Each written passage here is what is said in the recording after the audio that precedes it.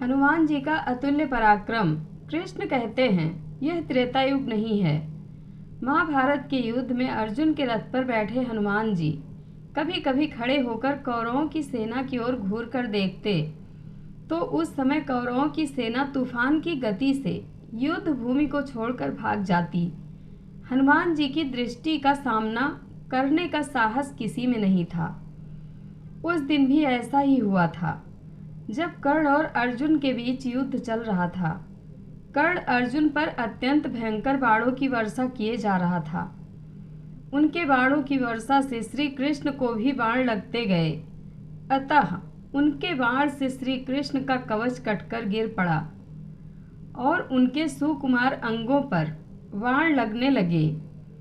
रथ की छत पर बैठे पवन पुत्र हनुमान जी एकटक नीचे अपने इन आराध्य की ओर ही देख रहे थे। श्री कृष्ण कवचहीन हो गए थे। उनके श्री अंग पर कर्ण निरंतर बाण मारता ही जा रहा था। हनुमान जी से यह सहन नहीं हुआ। अकस्मात वे उग्रतर गर्जना करके दोनों हाथ उठाकर कर्ण को मार देने के लिए उठ खड़े हुए। हनुमान की भयंकर गर्जना से ऐसा लगा मानो ब्रह्मांड फट गया हो। कौरव सेना तो पहले ही भाग चुकी थी, अब पांडव पक्ष की सेना भी उनकी गर्जना के भय से भागने लगी। हनुमान जी का क्रोध देखकर कर्ण के हाथ से धनुष छूटकर गिर गया। भगवान श्री कृष्ण तत्काल उठकर अपना दक्षिण हस्त उठाया और हनुमान जी को स्पर्श करके सावधान किया, रुको, आपके क्रोध करने का समय नहीं है। श्री कृष्ण के स्पर्श से हनुमान जी रुक तो गए, किंतु उनकी पूंछ खड़ी होकर आकाश में हिल रही थी।